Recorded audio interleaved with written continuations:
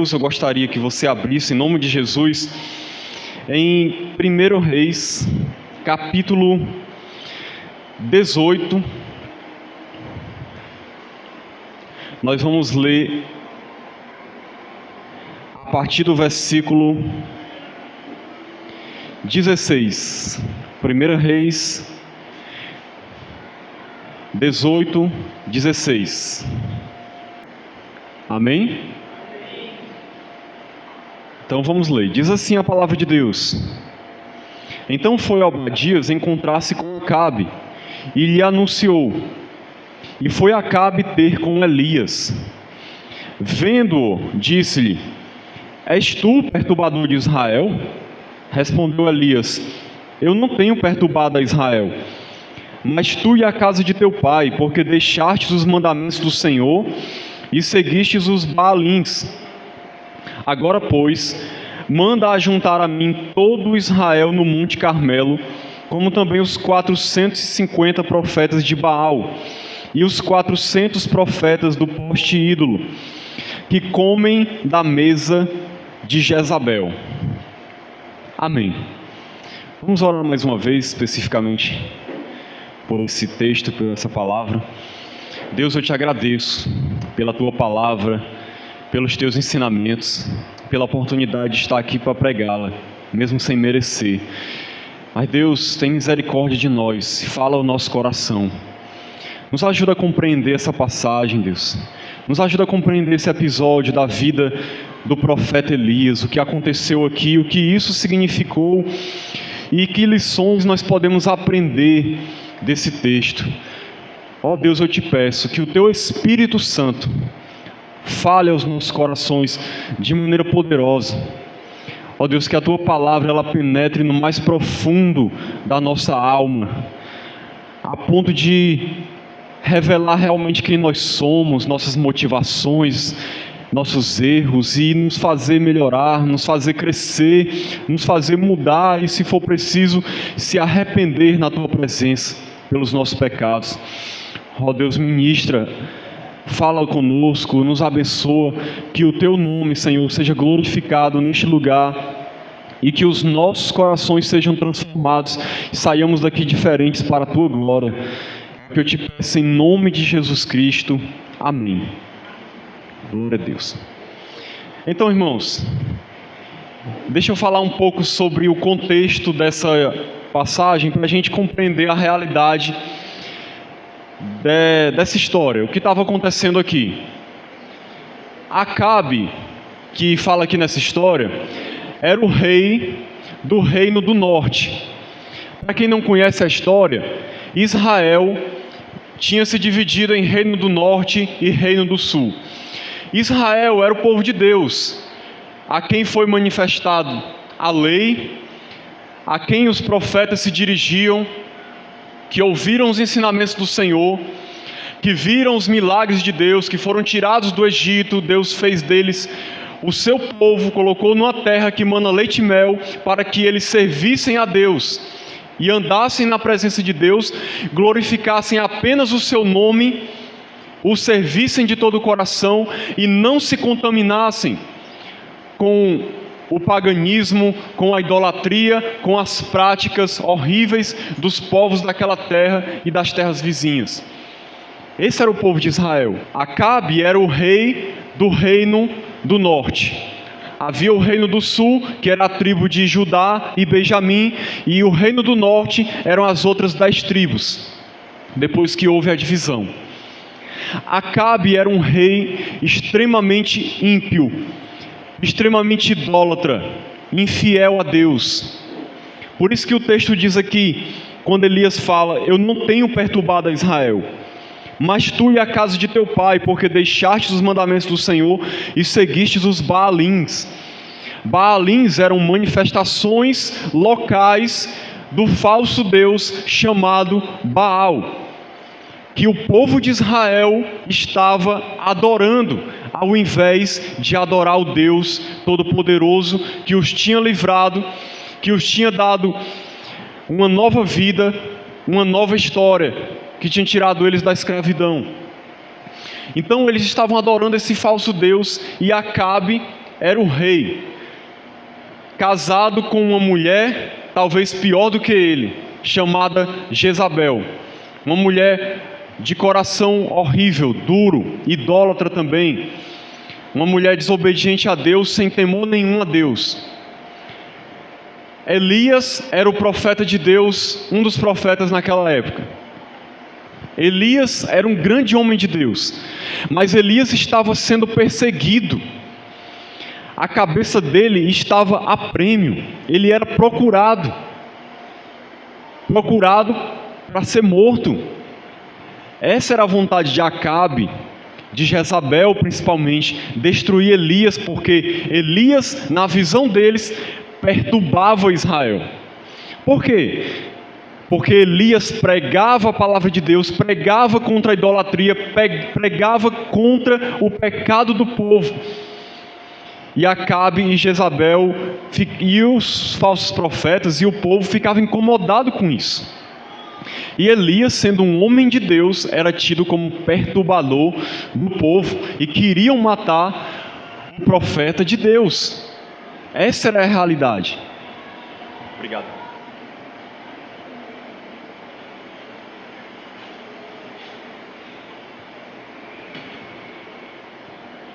Então, essa era a realidade aqui dessa passagem, irmãos. Interessante que Elias é tão corajoso que ele vai se encontrar com Acabe, mesmo sendo procurado. Vai se encontrar com Acabe e ainda diz: junta aí todos os falsos profetas de Baal e os profetas do poste ídolo, que era um deus chamado Azera, um falso deus, ou deusa, não sei. Junta aí esse povo todo e vamos lá para o Monte Carmelo, junto o povo de Israel, para a gente poder ver quem é Deus realmente. E aí aceitaram o desafio, foram até o Monte Carmelo, os falsos profetas, 450 profetas de Baal, 450. E só Elias, o único profeta de Deus. Só Deus do lado dele. Deus e ele contra tudo e todos. E todo o povo de Israel lá reunido, juntamente com o rei e com os falsos profetas. E aí vamos ler agora o versículo 20 para ver o que é que acontece depois. Então enviou Acabe mensageiros a todos os filhos de Israel e ajuntou os profetas no Monte Carmelo. Então Elias se chegou a todo o povo e disse: até quando cocheareis entre dois pensamentos? Se o Senhor é Deus, seguiu. Se é Baal, seguiu. Porém o povo nada lhe respondeu.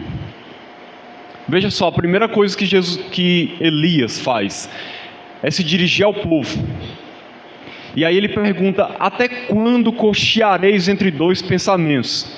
Em outras palavras, até quando vocês vão ficar divididos? Porque vocês dizem que adoram a Deus e adoram Baal. Se decidam, saiam de cima do muro. Se o Senhor é Deus, então sigam somente a Ele. Ou se vocês acham que é Baal, então sigam Baal. Mas tomem uma posição, tomem uma decisão. Vocês não podem servir a Deus e servir a Baal. Deus não aceita isso.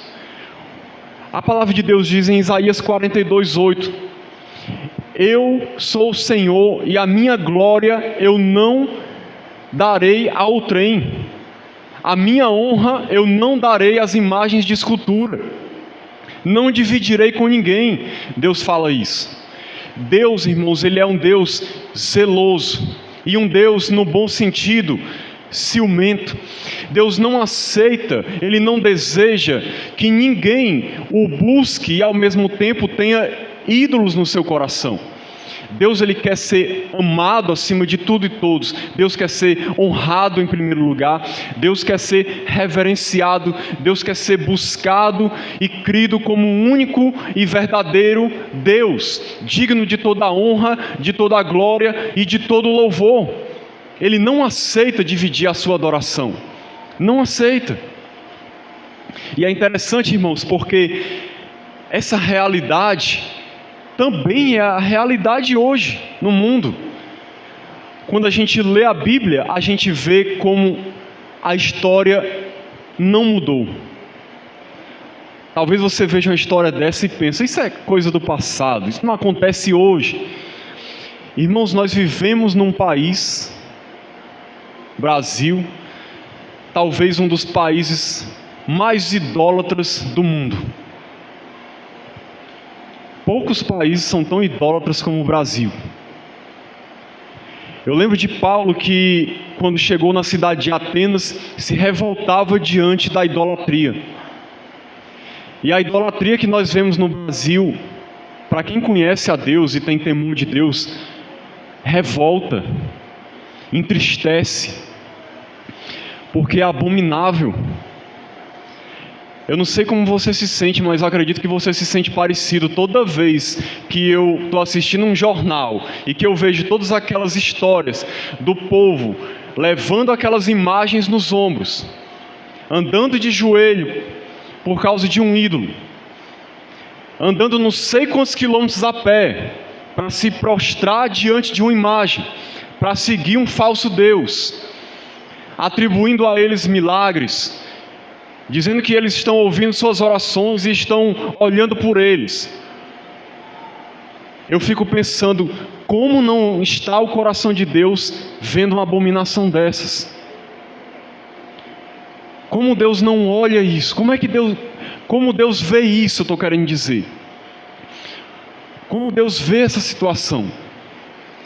E o nosso país, infelizmente, é afundado na idolatria. As pessoas, ao invés de reconhecer Jesus como Senhor, muitos têm uma senhora. Muitos, ao invés de adorarem a Deus, se prostram diante de uma imagem. E estão fazendo orações a Maria, a Pedro, a Paulo, a João, atribuindo milagres a eles, reverenciando a eles, como se eles tivessem poder de fazer alguma coisa. Só Jesus é o Senhor, irmãos. Só Deus é digno de toda honra, glória, louvor e majestade. Lá em Apocalipse diz, tu és digno, Senhor. Tu és digno de receber a honra, a glória, a força e o domínio pelos séculos dos séculos, porque tu foste morto e com o teu sangue compraste para Deus os que procedem de toda tribo, língua e nação, e para o nosso Deus os fizeste reino e sacerdotes. Ele é digno de adoração, porque Ele é Deus, só Ele morreu na cruz no nosso lugar, Ele nos comprou com o seu sangue, por isso só Ele pode interceder por nós diante de Deus, só Ele é o nosso mediador, só Ele é o nosso Senhor. Por que eu estou dizendo tudo isso aqui, irmãos?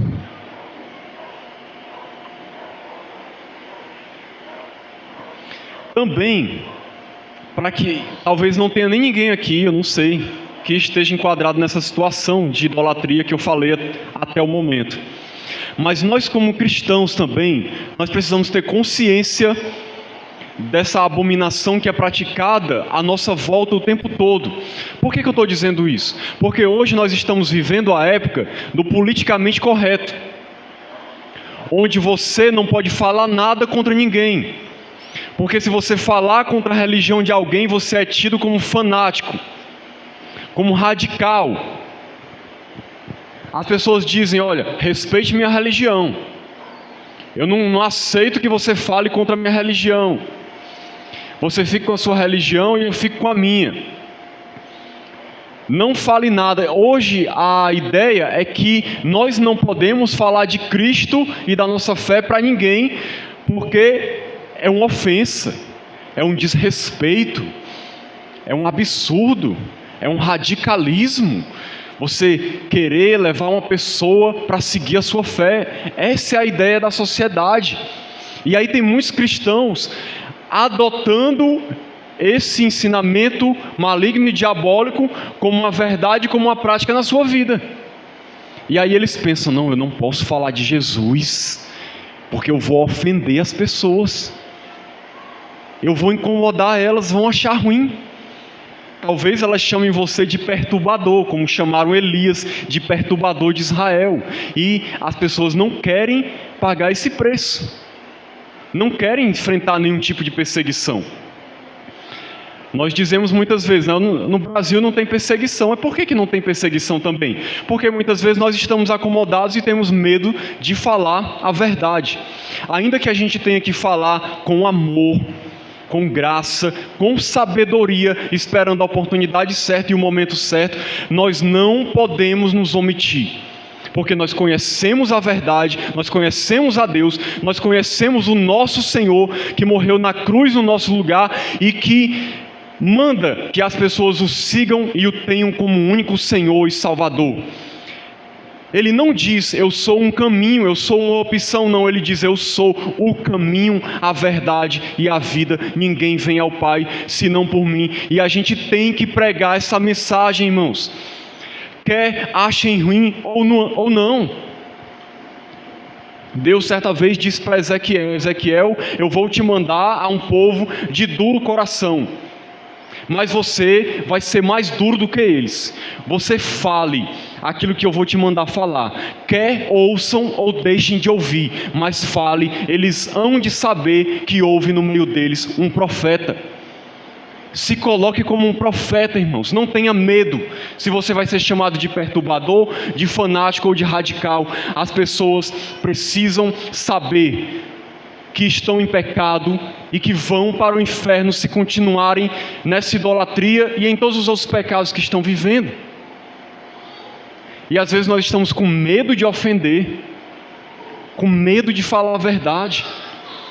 As pessoas passam a vida toda ofendendo a Deus com a sua idolatria, com os seus pecados. Deixe que elas se ofendam com o Evangelho, pelo menos uma vez. Nós precisamos ser ousados, irmãos, como Elias. Como Elias. Às vezes as pessoas estão perguntando, onde está o Deus de Elias? Cadê o Deus de Elias que faz milagres, que se manifesta, que faz maravilhas, que manifesta a sua glória no meio do povo? Mas a pergunta certa a ser feita não deveria ser essa. A pergunta a ser feita deveria: onde é que estão os Elias de Deus? Onde é que estão aqueles dispostos a enfrentar o sistema, a tudo e a todos, arriscando a sua cabeça para poder ser fiel à palavra de Deus e pregar o Evangelho? Onde estão os Elias de Deus? Que a gente possa meditar sobre isso, irmãos. E eu quero ir avante aqui e aprofundar um pouco mais.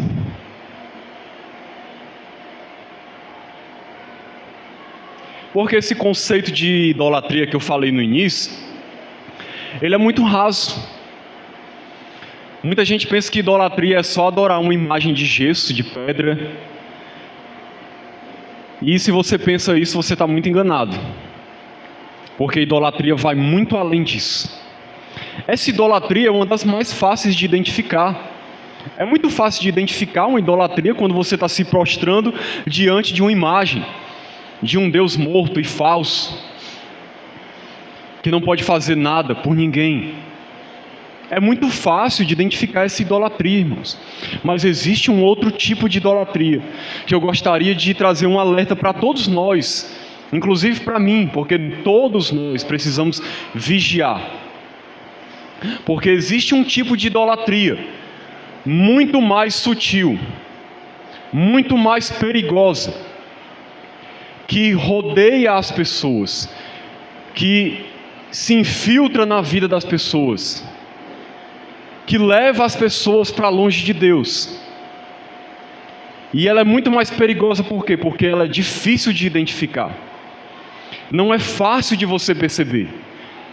Você pode de repente ter levantado um ídolo no seu coração, não levantou uma estátua, não se prostrou diante de uma imagem, mas você pode ter levantado um ídolo no seu coração, sem perceber, está dando honra a ele e esquecendo do Deus vivo e verdadeiro.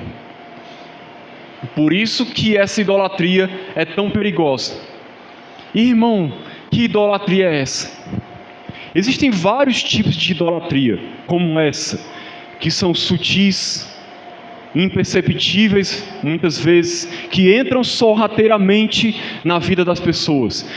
E é com esse tipo de idolatria que o diabo vai tentar nos levar a cair.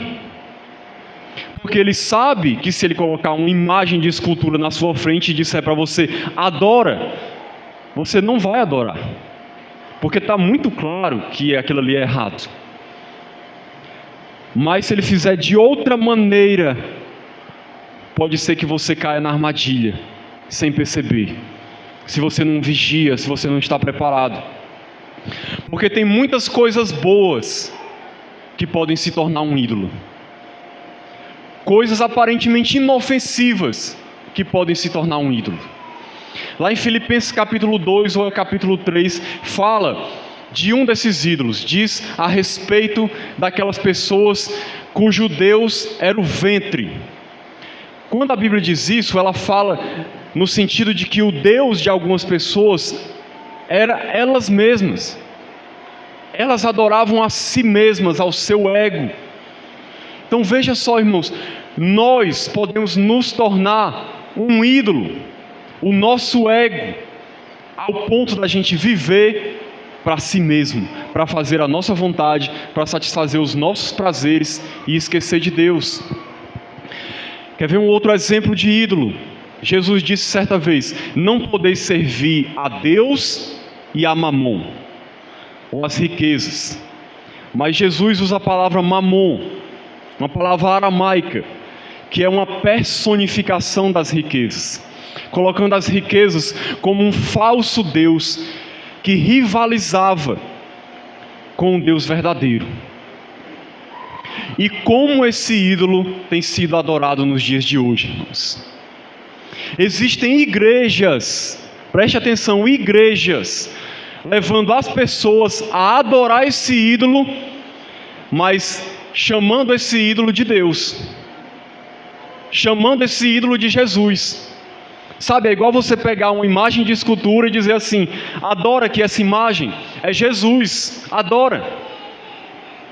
Tem muita gente levando as pessoas a adorar o dinheiro, a adorar o que é terreno, os bens materiais, dizendo, você está adorando a Deus, você está adorando Jesus, faça isso, seja fiel a isso, que você vai estar sendo fiel a Jesus. Mentira, para enganar as pessoas, levando as pessoas a erguer um ídolo no seu coração, levando muita gente a amar este mundo, as coisas deste mundo, os bens terrenos e passageiros, levando as pessoas a viver em função dessas coisas e levando elas a se esquecerem de Deus, do Deus vivo e verdadeiro. Muitas coisas podem se tornar um ídolo, irmãos.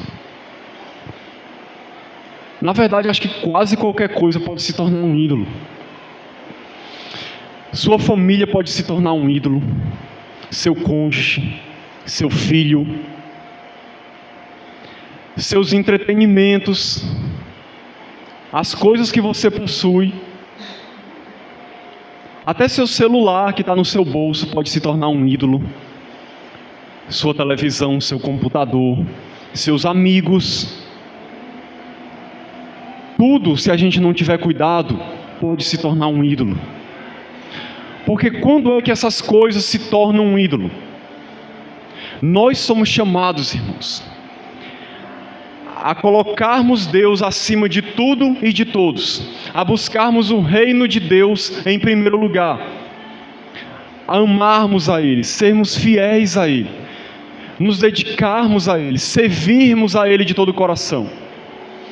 Como Paulo disse naquele texto que a gente leu aqui de Gálatas 2:20, não vivo mais eu, mas Cristo vive em mim. Nós somos chamados a viver para Cristo. Mas toda vez, precisamos entender isso, irmãos, toda vez que a gente perde esse foco, que a gente deixa de olhar para Deus, que a gente deixa de caminhar em direção à eternidade, agradando a Deus, servindo a Ele de todo o nosso coração, tendo Jesus como Senhor, de verdade, não só de palavras, mas como aquele que governa a nossa vida, que dita os nossos passos, que diz como devemos ser, o que fazer, o que rejeitar, o que não fazer.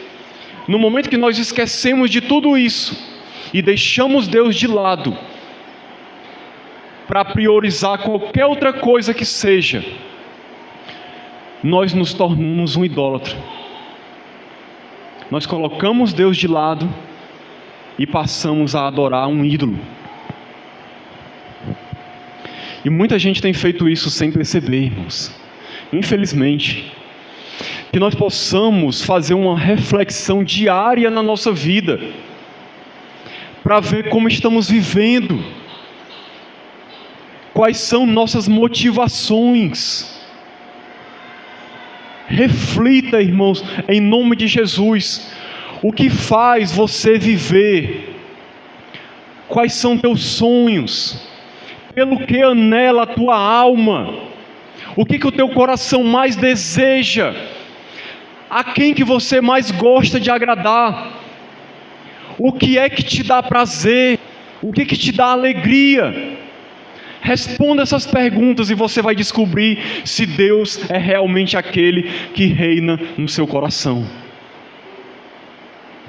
Porque muitas vezes as pessoas têm mais prazer em outras coisas do que em Deus. Quando você responde essas perguntas, medita nelas para si mesmo, você percebe se você está cultivando algum ídolo na sua vida ou não. Veja como você administra o seu tempo. Eu sempre gosto de falar isso, porque como você administra o seu tempo mostra o que você ama, mostra o que é importante para você, mostra pelo que você está dando a sua vida, pelo que você está gastando suas energias, pelo que você está investindo. É como você está gastando o seu tempo. Porque não adianta dizer, Deus eu te amo, Jesus eu te amo, Tu és o meu Senhor, se nós vivemos para qualquer outra coisa. Não adianta dizer, Deus eu te amo, passar toda a semana sem lembrar de Deus, sem lembrar de Jesus, e achar que nós vamos vir à igreja no domingo e Deus vai ficar satisfeito com isso e o culto vai ser uma bênção e pronto, batemos o nosso ponto e está tudo bem, graças a Deus. Não é assim. Estou dizendo isso, irmãos, porque eu amo vocês e Deus quer que a gente saiba dessas coisas. Nós temos que viver com Deus. Ser cristão é andar com Deus, é andar no Espírito. É conhecer o Senhor não só de ouvir falar, mas ter uma experiência real e profunda e transformadora com Deus vivo e verdadeiro. Ao ponto de eu conhecê-lo, de eu amá-lo, de eu ter prazer nele, de eu querer andar com ele. A ponto de eu acordar e pensar, que hora eu vou orar, que hora eu vou ler a palavra, como eu vou servir a Deus hoje, como eu vou testemunhar do seu nome, como eu vou glorificar Ele no dia de hoje. Mas tem gente que acorda e pensa em tudo, se programa para tudo, menos para Deus. Eu sei que nós temos que trabalhar, que nós temos que estudar, mas o que nós estamos fazendo com o tempo que nos resta, com o nosso tempo livre? Eu conheci um pastor, conheço ainda, ele está vivo, que eu acho o exemplo dele maravilhoso. Ele trabalhava, não sei se trabalha ainda, trabalha o dia todo e pastoreia a igreja, muitas tarefas, muitas programações. Sabe o que ele faz para poder ter tempo para orar e ler a palavra? Acordava 4 horas da manhã para poder orar e ler a Bíblia, porque ele sabia que se ele não fizesse isso, ele não ia ter tempo no restante do dia para buscar a Deus, porque era prioridade para ele. Eu sei que nós temos que trabalhar, e quando a gente chega em casa, o que a gente vai fazer?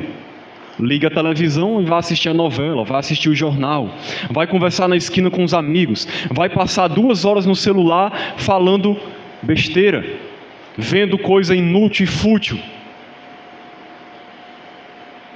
Mas nós dizemos Eu te amo, ó Deus.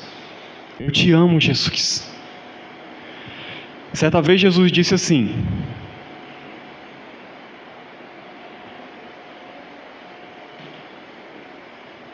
bem profetizou Isaías a respeito de vós. Este povo me honra com os lábios, mas o seu coração está longe de mim. Para Deus não faz diferença honra só de lábios, louvor só de lábios. Adoração tem que vir do coração.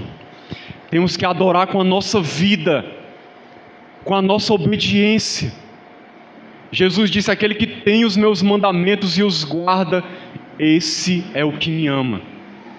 Vós sois meus amigos, se fizerdes o que eu vos mando. Por que me chamais Senhor, Senhor, e não fazeis o que eu vos mando? E ele diz mais: aquele que não tomar a sua cruz e me seguir, não pode ser meu discípulo. Negue-se a si mesmo, tome a sua cruz e siga-me. Porque aquele que quiser amar o mundo, ganhar a sua vida, perdê-la-á. Mas aquele que perder a sua vida por minha causa, esse achá-la-á. Jesus foi quem disse tudo isso. Não sou eu que estou dizendo, irmãos. Eu estou só tentando explicar, na minha limitação, com a misericórdia de Deus, o que Deus ensina na sua palavra. Buscar o reino de Deus em primeiro lugar. Irmão, eu trabalho demais, eu estudo demais. Irmãos, nós temos que ter sabedoria até nas coisas que nós fazemos, porque muitas vezes nós podemos encaixar Deus em tudo na nossa vida. Talvez você vá dizer: irmão, eu tenho que varrer a casa, eu tenho que lavar a louça, eu tenho que passar pano na casa, é muita coisa. Ah, é muita coisa? Tá bom. Quando você for lavar a louça, faça que nem eu, quando eu vou lavar a louça lá em casa, que afinal, aliás, eu quero deixar bem claro que eu detesto, mas eu lavo. Mas o que eu faço para isso não se tornar detestável? Eu boto meu celular ali, em frente à janela, onde eu estou lavando a louça, e fico ouvindo uma mensagem, louvando a Deus, fico refletindo na palavra de Deus, boto um áudio da Bíblia. Quando você estiver indo para o seu trabalho, irmãos, não perca a oportunidade maravilhosa de ir orando e louvando a Deus no ônibus, no metrô. Aproveite sua hora do almoço para ler a palavra. Às vezes fica fazendo coisa que não se aproveita nada. Vai ler a Bíblia, vai orar. Aproveita o teu tempo. Está varrendo a casa, bota um louvor, adora a Deus. Fica ali meditando no Senhor. Você pode fazer várias coisas para aproveitar o teu tempo e colocar Deus como prioridade. Um ano atrás eu pensei: eu queria conseguir falar inglês fluente. Eu terminei o meu curso, mas estou com aquele inglês mais ou menos. Eu não sei como é que eu vou fazer. Eu não queria gastar tempo com isso. Eu não queria dar prioridade a isso. Aí Deus me deu uma ideia do céu. Glória a Deus. Sabe o que eu vou fazer? Eu vou estudar inglês com a Bíblia. Comprei uma Bíblia bilíngue, português e inglês. Vou ler a Bíblia em inglês. Vou botar um áudio da Bíblia em inglês. Vou aprender uma coisa útil e vou estar aprendendo a palavra de Deus. Hoje, quase toda vez que eu vou ler a Bíblia, a não ser quando é um estudo bem que necessita muito mais de atenção, eu faço isso. Então, irmãos, o que eu estou querendo dizer? Priorize Deus. Se você quiser, você pode priorizar Deus. É uma decisão que você toma. Você pode dar importância a Deus. Você pode dar prioridade a Ele. Você pode buscá-lo de todo o coração. A palavra de Deus diz, nós vimos aqui no louvor, Salmo 42, 1. Assim como a corça suspira pela corrente das águas, assim suspira a minha alma por Ti, ó Deus. Quem está suspirando por Deus? Às vezes nós estamos suspirando pelo WhatsApp, suspirando pelo Facebook. Que hora que eu vou ter uma folguinha para olhar o meu Face? Que hora que eu vou ter uma folguinha para olhar o meu Zap? Hoje em dia as pessoas estão igual zumbis, irmãos. Todo mundo assim, não olha nem para os carros atravessando a rua, no celular, não ouve ninguém, não conversa mais com ninguém, não interage com ninguém, está dentro de casa, é todo o tempo no celular, não tem mais comunhão nem com a família, nem com os irmãos. Isso virou um ídolo terrível hoje em dia. Uma coisa que era para ser uma bênção, virou um ídolo na vida de muita gente.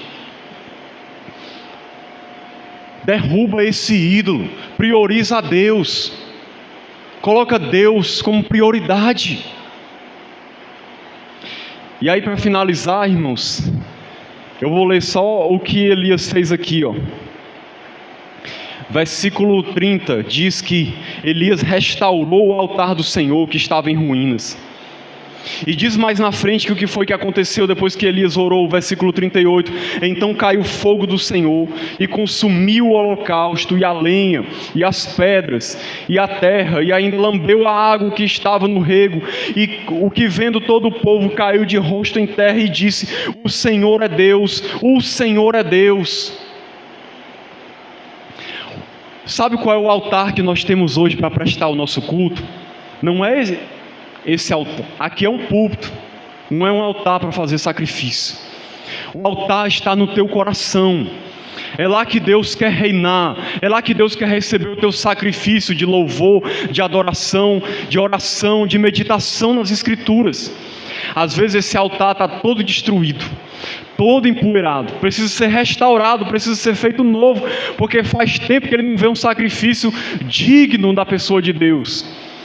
Mas os altares dos ídolos às vezes estão lá levantados do lado, fazendo concorrência com o altar de Deus, onde Deus deveria ser honrado e glorificado.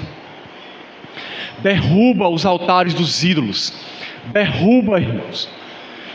Honra a Deus, deixa Deus reinar no teu coração, busca Ele com todo o teu coração, com a tua alma, prioriza o reino de Deus, ama Ele acima de tudo, acima de você mesmo, acima do teu dinheiro, do teu trabalho, dos teus entretenimentos, da tua família, acima de tudo. E você vai ver como Deus vai manifestar a sua glória na sua vida, vai receber o teu sacrifício e a glória de Deus vai se manifestar na sua vida. E você vai ver Deus te transformando, te restaurando, te purificando, te avivando, te levando a ser uma pessoa muito melhor do que você poderia imaginar, te levando a níveis espirituais que você talvez nunca imaginou chegar, de conhecimento, de experiência, de comunhão, de ousadia na presença de Deus. Deus é como um oceano profundo e às vezes nós estamos só na superfície. Então que Deus nos abençoe em nome de Jesus. Amém. Glória a Deus.